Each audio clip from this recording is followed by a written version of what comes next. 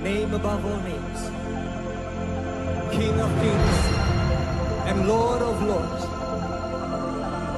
Satu nama yang menyelamatkan, satu nama yang menyucikan, satu nama yang membangkitkan hidup kami. Nama Yesus Kristus Tuhan, Raja segala raja, Tuhan segala Tuhan. Kau layak disembah.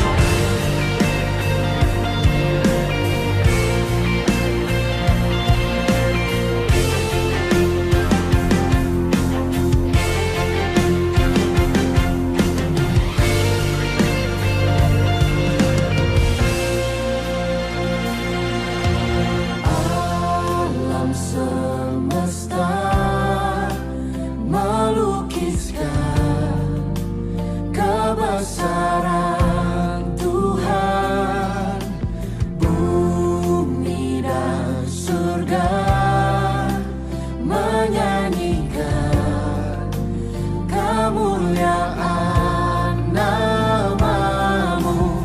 Hosana,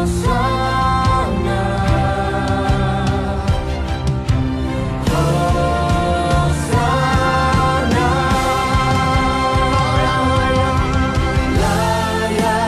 Dipuji, disembah, Kaulah yang bertata, dulu, sekarang, dan selamanya.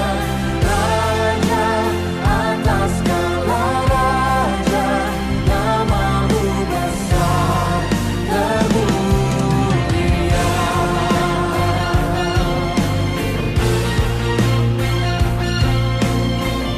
Alam semesta tunduk pada nama-Mu Tuhan. Alam semesta melukiskan kebesaran Bumi dan Tuhan, surga, bumi dan surga menyanyikan kemuliaan katakan Hosana.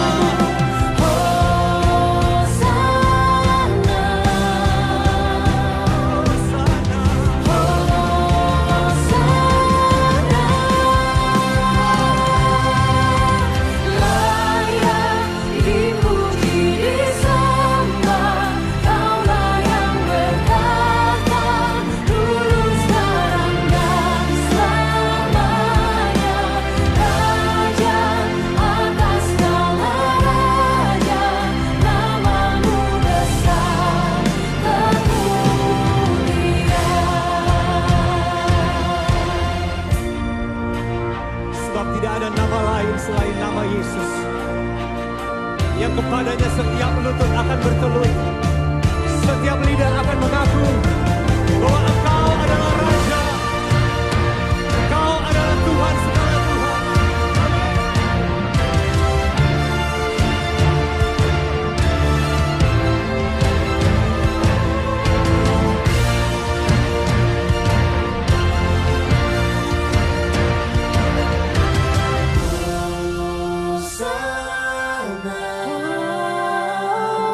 Hosana, Hosana.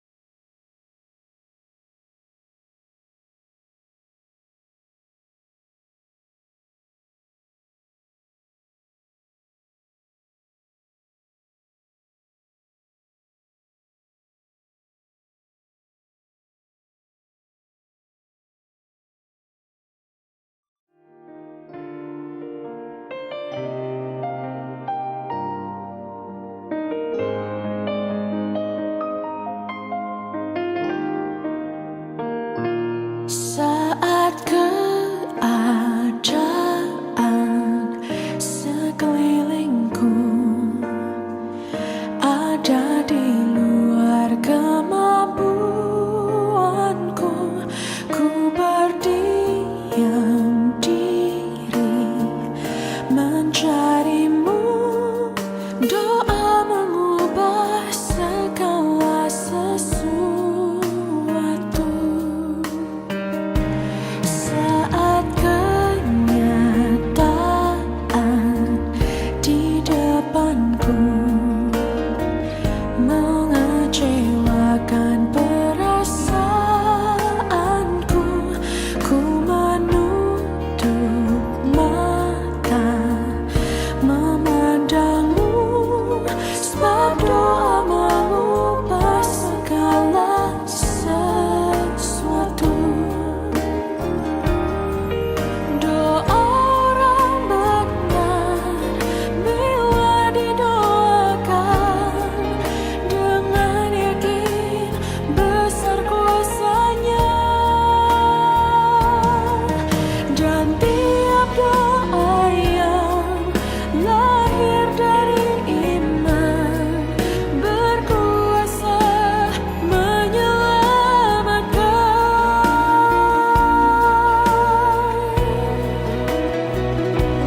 Seperti mata air di tanganmu, mengalir kemanapun kau mau. Tiada yang mustahil di matamu. Doa mengubah segala sesuatu.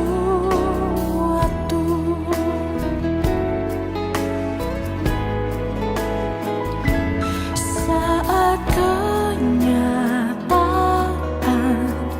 di depanku mengecewakan perasaanku,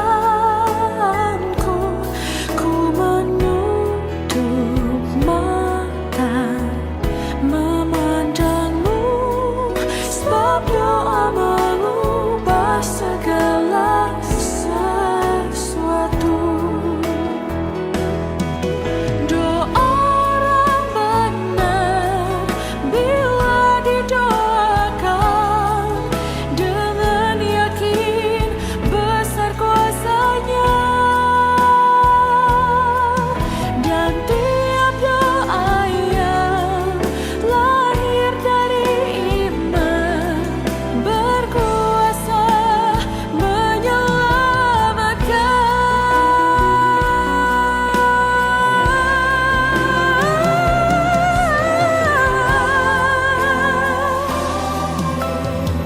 Di tanganmu mengalir kemanapun kau mau.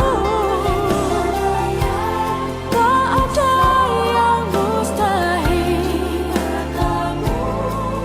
Doa mengubah segala sesuatu. Sebab doa mengubah segala sesuatu.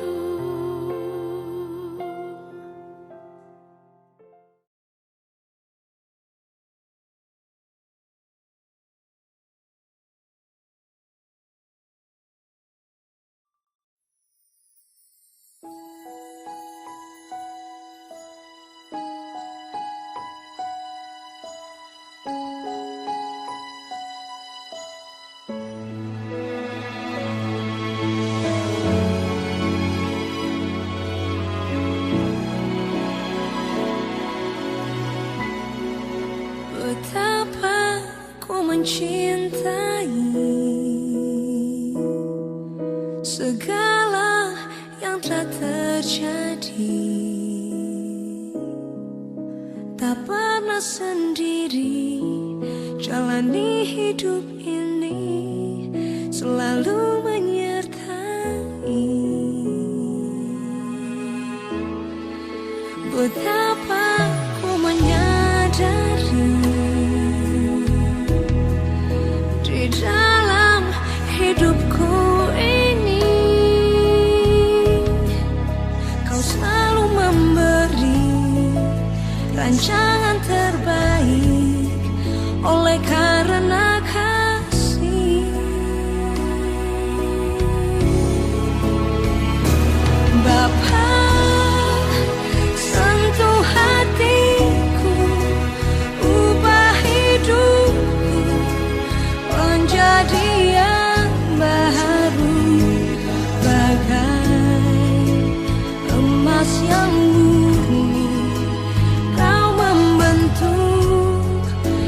bejana hatiku.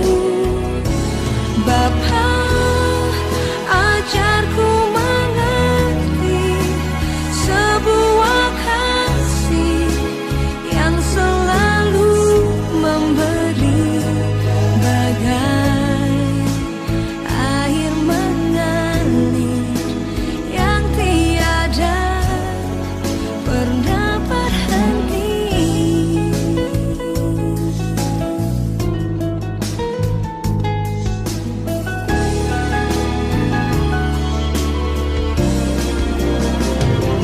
Bapa, sentuh hatiku, ubah hidupku menjadi yang baru, bagai emas yang murni.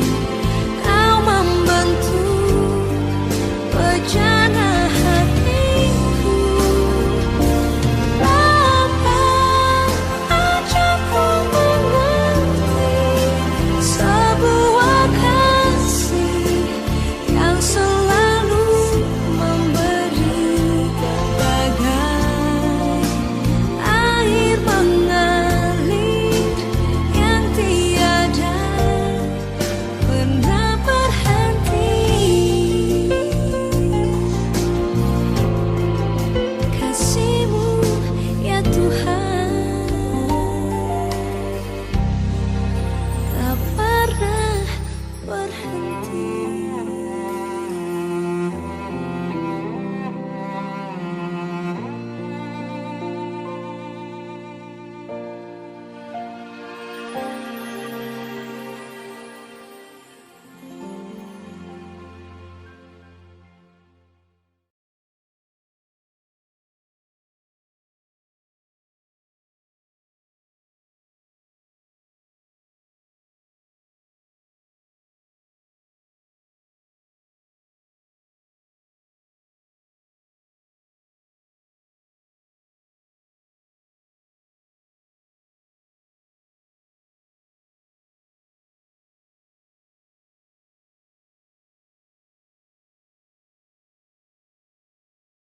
Shalom, saudara-saudara sekalian yang dikasihi oleh Tuhan kita Yesus Kristus. Tanpa terasa ya, sudah hampir 3 bulan kehidupan kita berubah total oleh karena krisis pandemi COVID-19. Semua orang terpaksa harus beradaptasi dan menerima kenyataan yang baru ini. Kebingungan, ketakutan, kekhawatiran pasti dirasakan oleh semua orang. Nah, di dalam renungan yang akan kita dengar pada pagi hari ini, renungan ini saya berikan judul Pentakosta dan New Normal. Dan sebelum kita masuk ke dalam renungan ini, marilah kita doa bersama-sama. Bapa di surga, kami sungguh mengucap syukur kalau di hari Minggu pagi yang indah ini, kami semua sebagai anak-anak-Mu sudah boleh kembali bersekutu dan berkumpul di tempat ini. Di rumah masing-masing, siap untuk mendengar kebenaran firman. Dan kami tahu bahwa pada saat benih-benih kebenaran firman-Mu ini ditabur, maka iblis tidak akan tinggal diam. Oleh karena itu Bapa, kami mohon di dalam nama Tuhan Yesus, kiranya Engkau mengusir segala kuasa jahat, segala kuasa kemalasan, segala kuasa ngantuk dan lain-lainnya ya Bapa, yang dapat mengganggu pemberitaan kebenaran firman-Mu pada saat ini. Sehingga kami benar-benar dapat merasakan kehadiran-Mu, meresapi kebenaran firman-Mu yang akan hamba sampaikan pada pagi hari ini. Berkatilah hamba-Mu yang menyampaikan dan jemaat-Mu yang mendengar, agar kami semua dapat memahami, mengerti, dan yang terutama melaksanakan kehendak-Mu di dalam hidup kami. Dalam nama Tuhan Yesus, kami sudah berdoa dan mengucap syukur. Haleluya. Amin. Ya, saudara-saudara, di dalam kitab Matius 13 ayat 7, pada saat Tuhan Yesus memberikan pengajaran kepada banyak orang dalam sebuah perumpamaan mengenai penabur yang menabur di berbagai jenis tanah, ya. Mari kita angkat Alkitab kita dan kita baca bersama-sama Matius 13 ayat 7. Ya. Dikatakan bahwa pada saat penabur menabur benih-benih di ladang, sebagian lagi jatuh di tengah semak duri, lalu makin besarlah semak itu dan menghimpitnya sampai mati. Lalu kemudian di ayat 22, perhatikan Tuhan Yesus menjelaskan di ayat 22, yang ditaburkan di tengah semak duri ialah orang yang mendengar firman itu, lalu kekhawatiran dunia ini dan tipu daya kekayaan menghimpit firman itu sehingga tidak berbuah. Amin. Ya. Dari sini kita bisa melihat dengan jelas ya saudara-saudara bahwa ada dua hal yang menjadi hambatan serius bagi pertumbuhan benih iman orang percaya, yaitu kekhawatiran dan tipu daya kekayaan. Tentu ya adalah normal bagi kita sebagai manusia untuk merasa khawatir dan tidak berdaya. Apalagi di tengah-tengah krisis pandemi COVID-19 ini di mana banyak orang kehilangan pekerjaan, mata pencaharian, dan usaha-usaha, baik yang besar maupun kecil, menghadapi kesulitan keuangan yang sangat-sangat berat. Ingat bahwa kekhawatiran yang disebarkan oleh berita atau ajaran hoax itu ya, jangan dianggap remeh. Sebab sejarah membuktikan bahwa kecemasan dan tindakan konyol itu justru dimulai dari hal-hal yang kita terima secara tidak utuh kebenarannya dan yang disebarkan secara terus-menerus. Dan banyak itu berasal dari media sosial ya, seperti WA, Instagram, Twitter, dan lain-lain. Nah, makanya kita harus bisa melawan ajaran hoax-hoax tadi itu dengan nalar yang kita terus cek dan recheck. Dan jangan kita cepat-cepat meneruskan ajaran atau berita yang tidak jelas sumbernya ya. Stop sebarkan ketakutan. Berimanlah ya dengan benih-benih sukacita yang kita bisa tanamkan setiap hari. Sebab ingat saudara-saudara, di dalam 2 Timotius 1 ayat 7 Rasul Paulus mengatakan, sebab Allah memberikan kepada kita bukan roh ketakutan, melainkan roh yang membangkitkan kekuatan, kasih, dan ketertiban. Jadi yang kita kehendaki adalah ketenangan dan rasa tidak takut dalam menghadapi perubahan dan persoalan. Nah, ada 3 alasan mengapa orang tuh bisa merasa tenang, ya saudara-saudara. Nomor 1 adalah tipe orang yang siap. Nah, ini adalah tipe orang yang mampu mengantisipasi perubahan. Dia mampu mengukur kapasitas dan mengambil pilihan bijak dalam mengatasi perubahan. Nah, tipe orang yang ini itu menyadari bahwa perubahan itu adalah suatu keniscayaan di dalam dunia ini. Semuanya di dalam dunia ini pasti berubah. Nah, bagi orang tipe ini perubahan itu tidak dianggap sebagai masalah, melainkan sebagai sebuah kesempatan. Sebagai contoh, developer atau kreator dari aplikasi Zoom, ya, seseorang berasal dari Taiwan yang bernama Eric Yuan, saudara-saudara. Kekayaannya bertambah berapa lipat kali dan bertambah sukses. Oleh karena dia berhasil menciptakan aplikasi yang sangat berguna dan dipakai oleh banyak orang pada saat pandemi krisis COVID-19 ini. Sekarang siapa yang tidak mengenal Zoom? Siapa yang tidak memakai aplikasi ini? Untuk bekerja dari rumah, untuk conference, bahkan rapat gereja pun diadakan melalui Zoom. Ya, nah ini tipe orang yang siap, saudara-saudara. Tipe orang yang kedua adalah orang yang masa bodoh atau tidak peduli. Nah ini tipe yang paling berbahaya, saudara-saudara. Karena tipe ini juga tidak takut menghadapi perubahan. Tetapi bukan karena ia siap atau punya rencana lain, tetapi karena dia cuek dan masa bodoh. Tipe yang ini bisa berisiko, saudara-saudara. Karena kenapa? Orang jenis ini tidak peduli dan seringkali bisa melakukan sesuatu yang malah bisa merugikan sesama. Sebagai contoh adalah yang terjadi di Mall CBD Ciledug Tangerang belakangan ini. Pada tanggal 17 Mei yang lalu, di mana terlihat para pengunjung membludak masuk mall ketika akan dibuka tanpa mematuhi protokol kesehatan dan pencegahan yang sudah disesuaikan dan sudah disebarkan dan dianjurkan oleh pemerintah. Putri, Put.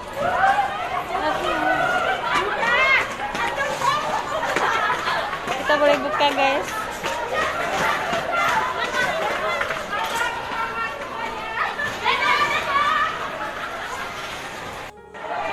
Saudara-saudara, tipe yang ketiga adalah orang yang mendapat kasih karunia. Apa itu maksudnya, saudara-saudara? Orang tipe ini siap dan mampu menghadapi perubahan bukan karena kemampuan dan kehebatan dirinya sendiri, tetapi karena ada panggilan dan pertolongan dari Allah. Nah, contoh yang baik adalah yang terjadi pada Maria dan Abraham saat Allah memanggil mereka dan mengubah hidup mereka. Saudara ingat bahwa Maria didatangi oleh seorang malaikat dan diberitahukan bahwa engkau akan mengandung seorang anak. Padahal dia belum bersuami. Abraham, dia dipanggil oleh Tuhan untuk keluar dari tanah asalnya, pergi ke tanah perjanjian, Di mana itu apa yang akan terjadi Abraham tidak tahu, tetapi dia taat. Nah, orang-orang ini adalah tipe-tipe orang yang mendapat kasih karunia tuh, saudara-saudara. Jadi mereka tidak takut menghadapi perubahan, bukan karena kemampuan mereka, tetapi karena kekuatan yang datang dari Tuhan. Contoh baik yang lain adalah murid-murid Tuhan Yesus, ke-12 Rasul, yang dipersenjatai dengan hikmat dan kemampuan untuk dapat memberitakan Injil pada saat Roh Kudus turun atas mereka di hari Pentakosta. Nah, saudara-saudara, sudah jelas bukan bagi kita sebagai anak-anak Tuhan, bahwa kombinasi jenis tipe orang yang pertama yang siap tadi, dan yang ketiga orang yang mendapat kasih karunia Tuhan, inilah yang paling tepat bukan? Kombinasi yang paling baik. Kita mau menjadi murid-murid Tuhan Yesus yang siap menghadapi dan mengantisipasi perubahan, tetapi bukan oleh karena kekuatan sendiri, melainkan oleh karena hikmat dan kekuatan yang berasal daripada Tuhan. Ya. Nah, sekarang pertanyaannya adalah, bagaimana kita harus mempersiapkan diri? Apa yang harus kita lakukan untuk dapat mampu menghadapi perubahan-perubahan yang akan ada dalam situasi the new normal nanti? Nah, kitab Pengkhotbah dapat menjadi panduan yang sungguh berharga dalam menjawab pertanyaan tadi. Ya. Di dalam Pengkhotbah 3 ayat 1 dikatakan, untuk segala sesuatu ada masanya. Untuk apapun di bawah langit ada waktunya. Ada waktu untuk lahir, ada waktu untuk meninggal, dan perhatikan ini saudara-saudara, ada waktu untuk menanam. Ada waktu untuk mencabut yang ditanam, dan seterusnya. Nah, Pengkhotbah 3 ayat 7b mengatakan, ada waktu untuk berdiam diri, ada waktu untuk berbicara. Ya, jadi untuk segala sesuatu itu ada waktunya. Nah, saya ingin menaruh emfasis atau penekanan pada kata ada waktu untuk menanam tadi. Ya, saudara-saudara, kita percaya bahwa dalam keadaan dan situasi kita yang harus stay at home saat ini, dan mempunyai banyak waktu luang, ini justru saat yang tepat untuk dapat menanam benih. Seperti kita baca di Pengkhotbah 3 ayat 2b tadi. Ada waktu untuk menanam. Ya. Nah, pertanyaan selanjutnya, benih-benih apa yang harus kita tabur sekarang? Apa yang kita tanam? Benih-benih apa yang kita tanam? Kalau kita setiap hari hanya berdiam diri dan membiarkan diri ditakut-takuti oleh berita-berita yang bersifat negatif di media sosial, kita menanamkan benih-benih kekhawatiran, benih-benih hoax, ya, baik yang valid maupun yang tidak, maka kita hanya menanamkan benih-benih ketakutan, saudara-saudara. Pengkhotbah 11 ayat 4 dan 6 mengatakan, siapa senantiasa memperhatikan angin, tidak akan menabur. Dan siapa senantiasa melihat awan, tidak akan menuai. Oleh karena itu, di ayat 6-nya dikatakan, apa, saudara-saudara? Taburkanlah benihmu pagi-pagi hari. Dan janganlah memberi istirahat kepada tanganmu pada petang hari. Karena engkau tidak mengetahui apakah ini atau itu yang akan berhasil atau kedua-duanya sama baik. Jadi firman Allah mengajarkan kita untuk jangan hanya menunggu. Mungkin dengan bertanya-tanya terus, kapan ya pandemi ini akan berakhir? Kapan ya keadaan akan menjadi normal kembali? Ya. Tetapi lakukanlah sesuatu. Taburkanlah benih dari pagi sampai petang. Seperti yang diajarkan kita Pengkhotbah tadi. Jangan hanya menunggu persoalan selesai atau pandemi ini benar-benar tuntas baru mulai melakukan segala sesuatu. Karena para ahli pun sudah mengatakan bahwa ini bisa berlangsung lama, saudara-saudara. Kita tidak tahu kapan ini akan berakhir. Dan mungkin bahwa virus COVID-19 ini akan terus hidup bersama-sama dengan kita, berdampingan dalam tahun-tahun yang akan datang. Oleh karena itu lakukanlah sesuatu saat ini juga, yakni menabur. Menabur apa? Menabur benih-benih yang bersifat positif. Dan bukan benih-benih ketakutan. Nah, benih jenis apa? Setiap dari kita sudah diberikan talenta ya, dan skill atau kemampuan yang unik oleh Tuhan. Nah, itulah potensi yang harus kita gali, saudara-saudara. Kita kembangkan dan kita taburkan supaya perlahan-lahan bisa menghasilkan sesuatu. Mungkin karena ini baru benih ya, maka sekarang belum begitu kelihatan hasilnya. Tetapi seperti yang dikatakan dalam kitab Pengkhotbah 3 ayat 1 tadi ya, bahwa segala sesuatu itu ada waktunya. Mungkin justru di masa-masa dan waktu seperti inilah, ya, ini waktu yang cocok agar benih-benih itu ditaburkan, dan yang selama ini kita tidak punya waktu untuk melakukan, kita bisa lakukan, kita mulai coba tabur benih itu. Contoh, saya dan keluarga selama masa stay at home, ya diam di rumah selama 2 bulan belakangan ini, kami justru jadi punya waktu untuk belajar mengembangkan hobi kami masing-masing. Anak saya ada yang bisa mengembangkan hobi cocok tanamnya, dan ada yang bisa mengembangkan hobi memasak, ada yang bikin kue, dan saya sendiri belajar untuk bisa mengembangkan usaha secara online. Nah, biasanya pada saat masa normal sebelum pandemi, kami semua sibuk dengan kegiatan kami masing-masing. Anak-anak sibuk dengan sekolah mereka, dan saya sendiri sibuk dengan urusan usaha. Ada 3 jenis benih yang bisa kita taburkan ya, saudara-saudara. 3 jenis. Yang pertama, benih ilmu pengetahuan.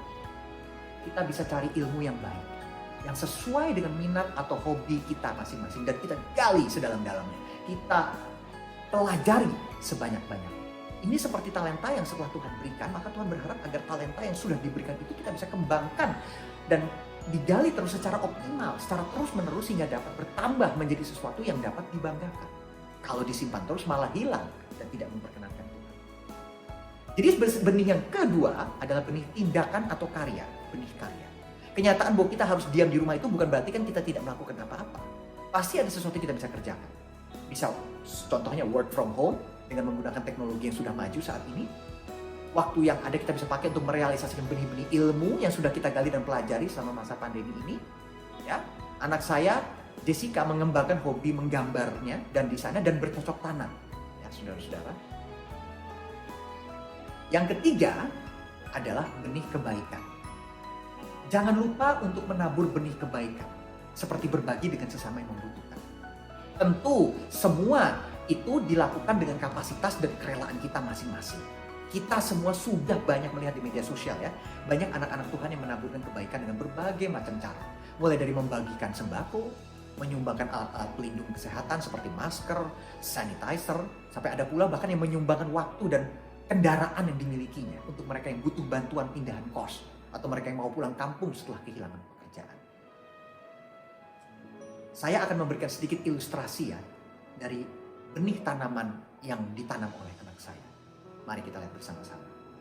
Saudara-saudara, anak saya yang tertua Jessica pada saat masa pandemi dan harus stay at home ini, dia punya hobi baru yaitu bercocok tanam. Nah, ini adalah salah satu hasil karyanya. Saudara bisa lihat ada 1, 2, 3, 4, 5 tanaman di depan dan 1 di belakang. Yang di belakang ini, saudara-saudara, benihnya dan tanahnya tidak dipersiapkan terlebih dahulu.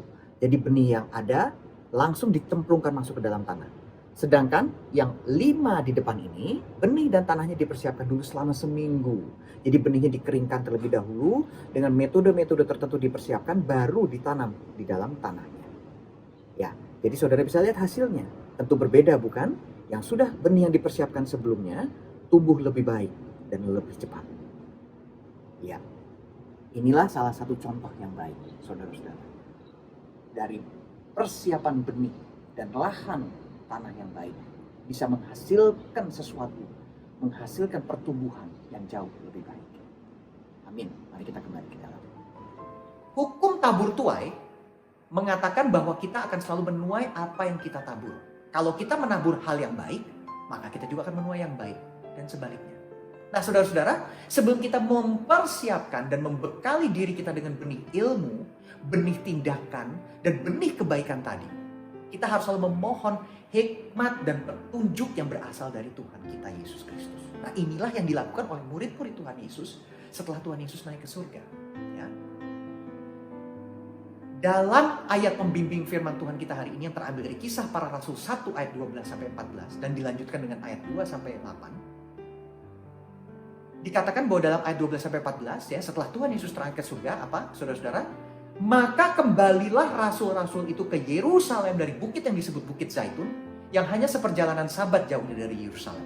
Setelah mereka tiba di kota, naiklah mereka ke ruang atas tempat mereka menumpang. Mereka itu ialah Petrus dan Yohanes, Yakobus dan Andreas, Filipus dan Thomas, Bartolomeus dan Matius, Yakobus bin Alfius, dan Simon, orang Zelot, dan Yudas bin Yakobus.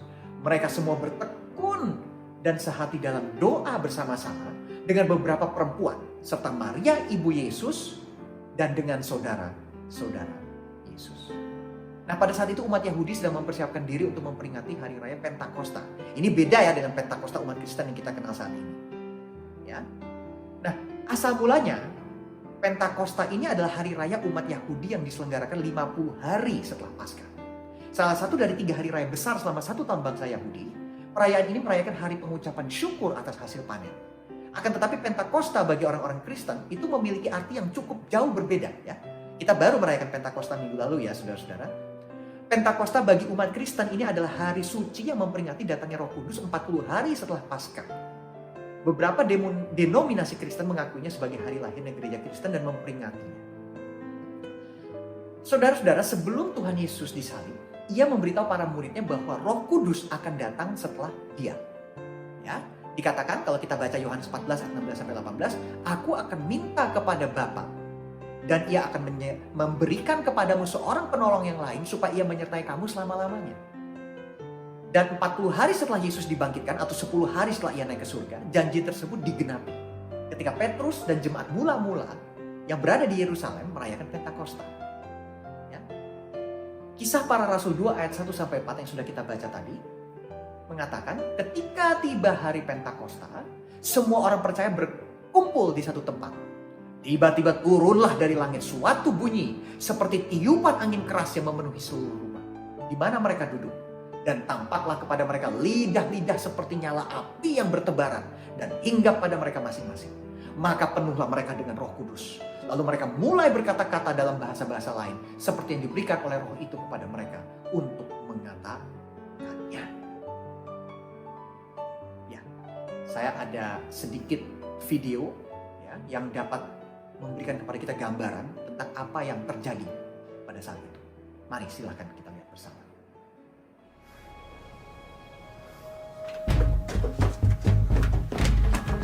John, wake up, all of you. Wake!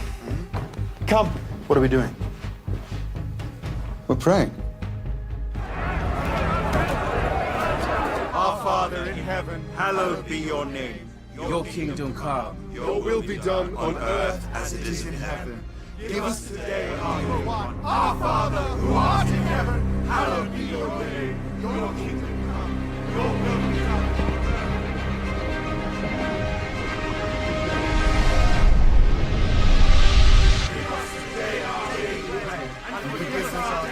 As we have also forgiven our debtors, and lead us not into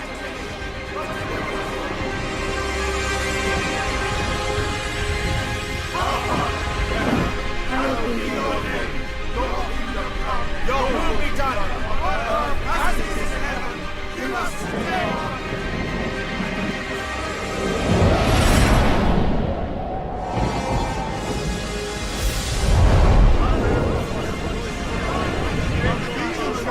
Galapir Arjuna.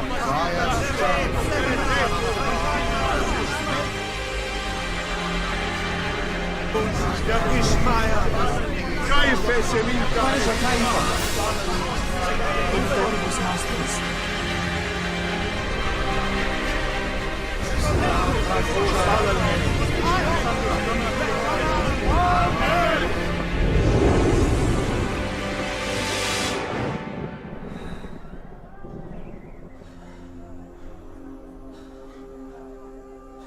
Now we can leave this place. Now spread his word. Ya, baik. Luar biasa bukan saudara-saudara?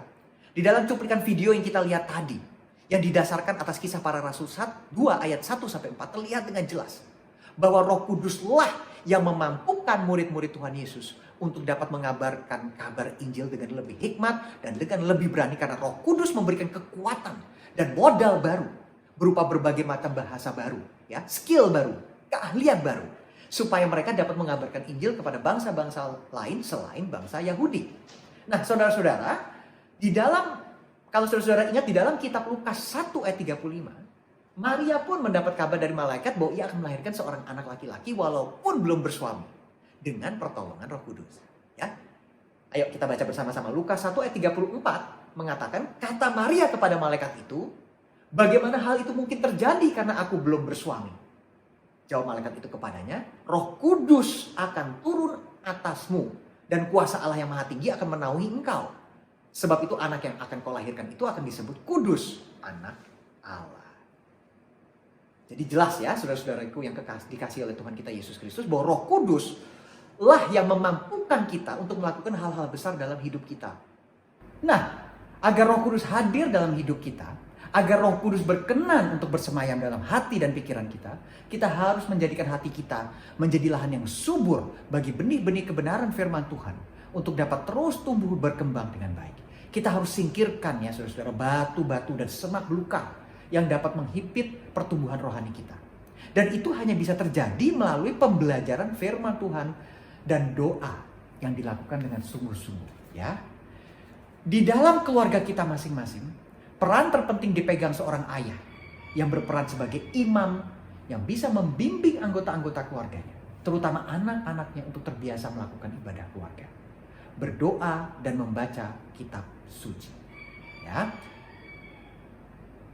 Di dalam sebuah riset yang diadakan Bilangan Research Center pada tahun 2019, salah satu dari 7 tantangan gereja di masa pandemi COVID-19 ini adalah tidak melakukan persekutuan keluarga. Banyak orang tua yang masih kurang menyadari pentingnya ibadah keluarga rutin dalam keseharian hidup mereka. Ya. Padahal fakta menunjukkan bahwa orang tua sangatlah berperan sebagai sosok yang bertanggung jawab untuk menuntun anak-anaknya kepada Tuhan Yesus. Seperti yang bisa kita lihat di ilustrasi ini ya saudara-saudara. Berdasarkan hasil survei BRC, ya, Bilangan Research Center tadi tahun 2017, menunjukkan bahwa orang tua, khususnya sang ayah ya, itu memainkan peranan sampai 73% sebagai sosok yang sangat berperan penting dalam menuntun anak-anaknya kepada Tuhan Yesus. Tetapi ironisnya, hanya 23% orang tua yang dianggap cukup baik dalam menumbuhkan spiritualitas anaknya. Dalam suratnya kepada Timotius, dalam 2 Timotius 1 ayat 5, Rasul Paulus mengatakan, sebab aku teringat akan imanmu yang tulus ikhlas. Yaitu iman yang pertama-tama hidup di dalam nenekmu Lois dan di dalam ibumu Eunike. Dan aku yakin hidup juga di dalam dirimu. Jelas ya saudara-saudara bahwa peranan orang tua itu sangat penting dalam pertumbuhan rohani dan iman anak-anak kita. Oleh karena itu saudara-saudariku yang dikasihi oleh Tuhan kita Yesus Kristus, marilah kita semua, bukan hanya yang sudah berkeluarga, tetapi semua kita membiasakan diri untuk beribadah lebih teratur, beribadah yang baik dalam bentuk ibadah pribadi, ibadah keluarga dan lain-lain. Karena lewat pembacaan kitab suci, ya, lewat pembacaan kitab suci ini dan berdoa secara rutin, maka hati kita akan menjadi lahan yang subur sehingga ketika benih-benih firman Tuhan ditanamkan, ditaburkan, dia akan berakar lebih dalam dan tumbuh kuat di dalam hidup, menjadikan hidup kita menjadi hidup yang berbuah lebat dan memperkenankan hati Tuhan. Dalam 2 Timotius 3, Rasul Paulus kembali mengatakan, saudara-saudara, ayat 15, ingatlah juga bahwa dari kecil engkau sudah mengenal kitab suci yang dapat memberi hikmat kepadamu dan menuntut engkau kepada keselamatan oleh iman kepada Kristus Yesus. Segala tulisan yang diilhamkan oleh Allah memang bermanfaat untuk mengajar, untuk menyatakan kesalahan, untuk memperbaiki kelakuan, dan untuk mendidik orang dalam kebenaran. Dengan demikian, tiap-tiap manusia kepunyaan Allah diperlengkapi untuk setiap perbuatan baik. Nah, saudara-saudara sekalian, sebentar lagi kita semua akan dihadapkan pada realita new normal yang sudah dikumandangkan di mana-mana, di semua media sosial, di TV, di media sosial internet dan lain sebagainya. Kita semua dituntut untuk mampu berubah dan beradaptasi dengan situasi yang baru. Nah, sebagai anak-anak Tuhan, kita tidak perlu khawatir dan gentar. Karena melalui perayaan Pentakosta, kita tahu bahwa Roh Kudus telah dicurahkan atas diri kita masing-masing. Tetapi, ada tetapinya nih saudara-saudara. Sebelumnya, kita harus yakin benar bahwa kita sudah mempersiapkan hati kita, hati keluarga kita, hati anak-anak kita untuk dapat menjadi lahan yang subur bagi benih-benih kebenaran firman Tuhan. Benih-benih ilmu pengetahuan yang dapat mengembangkan talenta kita. Benih-benih karya atau tindakan yang dapat membuahkan karya nyata dan menjadi berkat bagi sesama. Dan benih-benih kebaikan yang dapat terus dihasilkan dengan melimpah sehingga kehidupan kita sebagai murid-murid Tuhan Yesus akan terus menjadi berkat dan berkenan di hadapan Tuhan. Kiranya Tuhan Yesus memberkati dan senantiasa membimbing kita semua di dalam masa-masa yang sulit ini. Amin. Selamat hari Minggu. Tuhan Yesus memberkati.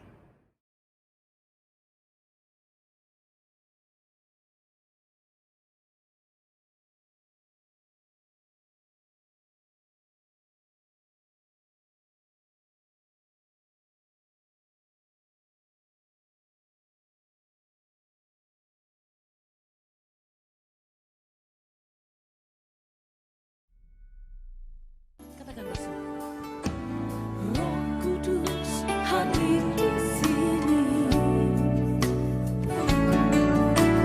mengalir di bait suci. Perkara ajaib pun terjadi, kuasa mujizat nyata, karena Roh Allah sedang bekerja. Roh Kudus hadir di sini, mengalir di bait suci. Perkara yang ajaib, perkara ajaib pun terjadi, kuasa mujizat nyata, karena Roh Allah sedang bekerja. Angkat hati kita percaya, tiada yang mustahil dan tiada yang sukar bila Roh Allah turut bekerja. Tiada yang mustahil bagi orang percaya, karena Roh Allah turut bekerja antara kita.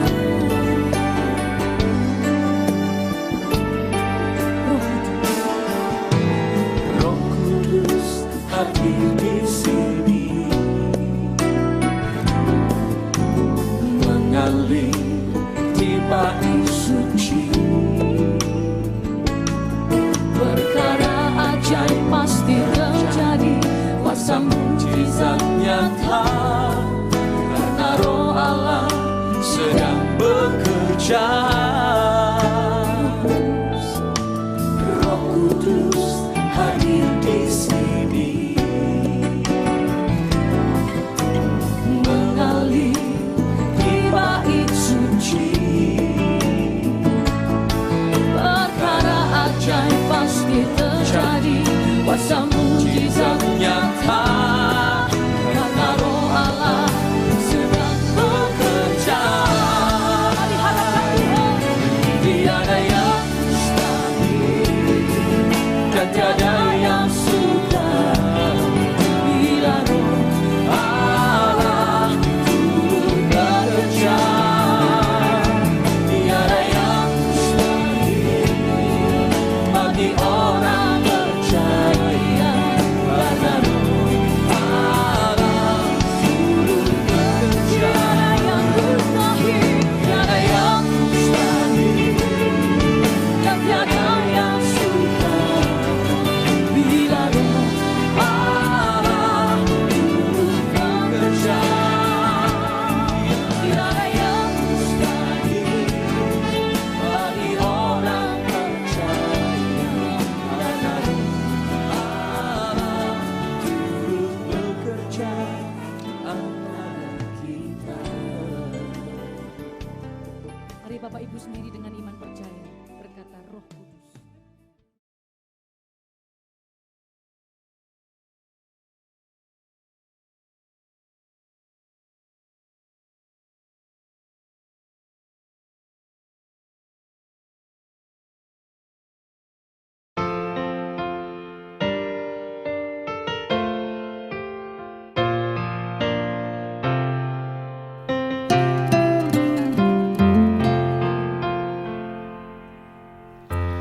Engkaulah kekuatanku, Engkaulah kemuliaanku, Engkaulah segalanya.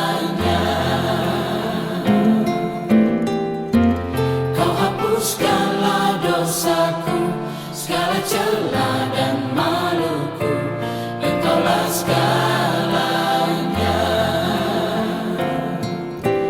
Yesus